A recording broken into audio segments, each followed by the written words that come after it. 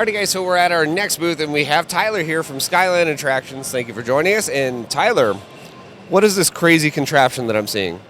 Yeah, this here is the Skywarp Orbit. It is the newest member of the Skywarp Galaxy, as we like to call it, but it is a compact, family-friendly throw ride, which goes upside down on one side, over an airtime hill on the other, and it can do that again and again, so it really packs a punch for its small footprint.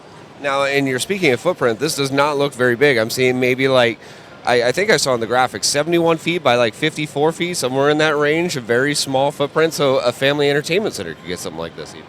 Yeah, not only is the footprint small in terms of length and width, but also height. If you have a 30-foot ceiling, this attraction could fit right under it.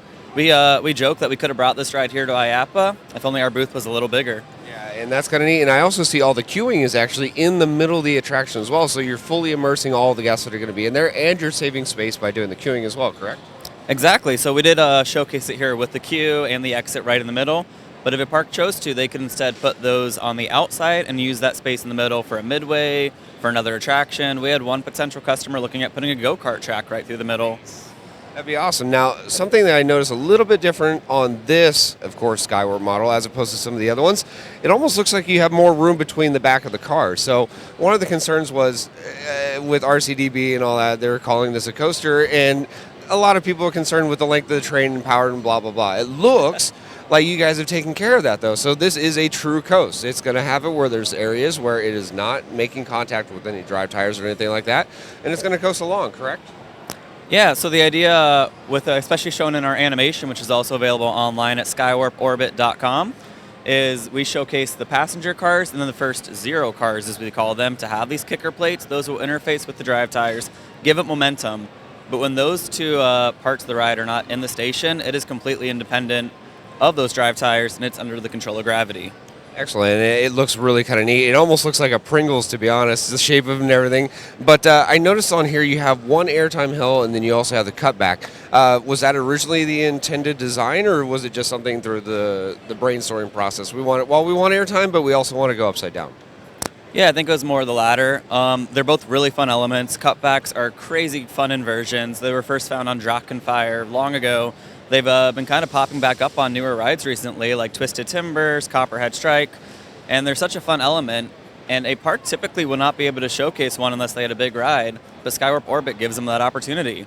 And then everyone loves airtime, so if you can have an inversion and an airtime back to back, that's going to be a really fun ride. Yeah, I agree. Now, one thing that I've noticed on this, as opposed to some of your other models like Tidal Twister that just opened up this past year, it looks like you don't have to have the angled loading, correct? You would just load normally? Exactly, you'd be able to load. Some of those cars may be at a slight angle, but that's no different than a swinging ship or a similar ride. Sounds good, and I'm really excited to see, of course, what's going to happen with Orbit and all your other attractions. You've got some amazing ones, and we're hoping that you're going to have more installations coming up soon. So again, thank you, Tyler, for joining us here at Skyline Attractions, guys. That's going to do it.